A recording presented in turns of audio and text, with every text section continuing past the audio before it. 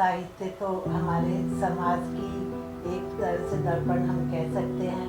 हम जो देखते सुनते अगल बगल में हम देखते हैं उसी को साहित्य के रूप में प्रेषित कर देते हैं, चाहे वो गद्य हो, पद्य हो, कविता हो, काव्य हो या कहानी हो, उपन्यास हो।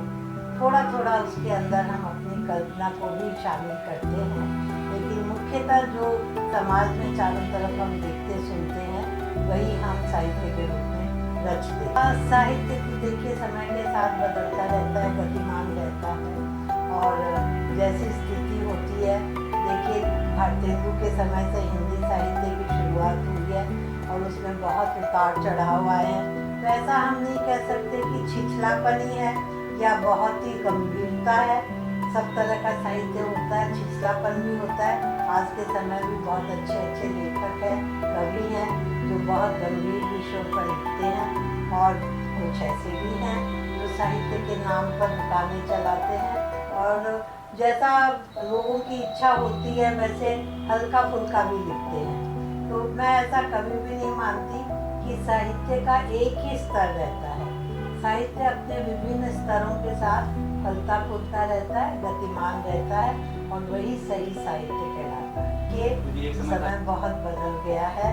आज सोशल मीडिया आ गई है, स्क्रीन के ऊपर पिक्चर्स आ गई हैं, सिनेमा आ गए हैं, तो जो सुनने वाला कवि सम्मेलन वगैरह होता था, साहित्यिक गोष्ठियाँ होती थी, उसमें कमी आई है, इसमें कोई शंका नहीं है। लेकिन साथ ही लोगों की रुचि में भी बदलाव आया है। जो हिंदी साहित्य में पहले गंभीरता से रुचि लेते थे, जिन्होंने दिनकर जी को सुना है, नीरज जी को सुना है, बच्चन जी को सुना है, वो वाला श्रोता का समूह अब रहा ही नहीं। अब वो चुटकुलेबाजी ज़्यादा होती है, ऐसे कवि सम्मेलनों में तुकबंदियाँ ज़्यादा होती है। गंभीर रचनाएं एकदम विलुप्त तो नहीं हुई हैं, होती हैं लेकिन कम हो गई हैं क्योंकि वैसे श्रोता भी नहीं है। बहुत अफसोस की बात है, बहुत कम पाठक आते हैं और पढ़ने में रुचि लोगों की कम हो रही है। अब इसको यही कहूँगी मैं कि दृश्य मीडिया शुरू हो गया है, विजुअल की तरफ लोगों का ध्यान गया है और लोग उसी तरफ आकर्षित होते हैं। वीडियो देखेंगे, आप अपने अभी ऐप्स में आ गए हैं और अलग अलग चैनल्स इतने खुल गए हैं, पॉडकास्ट इतने होने लग गए हैं कि अपनी रुचि के अनुसार लोग विजुअल्स के साथ देखना पसंद करते हैं, पढ़ना कम पसंद करने लगे। हमारा पुस्तकालय हमने बहुत मेहनत से और बहुत उम्मीद से शुरू किया था और बहुत अच्छी साहित्यिक पुस्तकें भी हैं और जीवनियाँ भी हैं और धार्मिक ग्रंथ भी हैं, तो विभिन्न रुचियों का पूरा कर सके।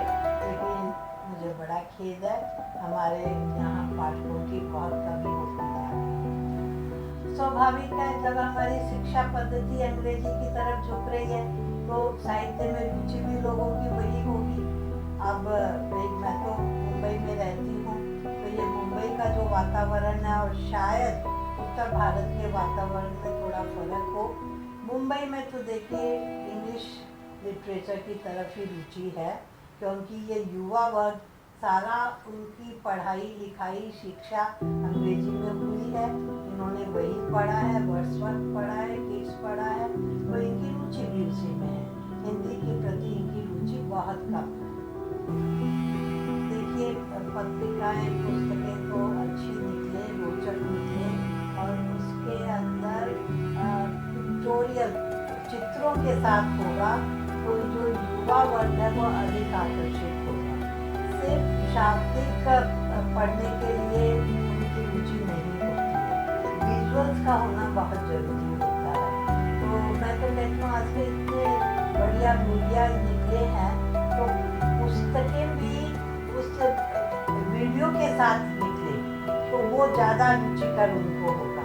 जैसे उपन्यास है, उपन्यास को भी वीडियो के साथ थोड़ा हम गुमफित कर करेंगे तो वो पढ़ेंगे, उसको पढ़ेंगे, देखेंगे, दोनों कुछ करेंगे। तो मुझे तो लगता है यही हो सकता है। केवल शाब्दिक साहित्य पढ़ने में अब युवा वर्ग का बहुत कम रुचि रह गई है, तो उन्हें यदि आकर्षित करना है तो हमें अपना तरीका बदलना ही पड़ेगा। चलना ही होगा और जैसी मांग होगी उसी मांग को पूरा करना होगा।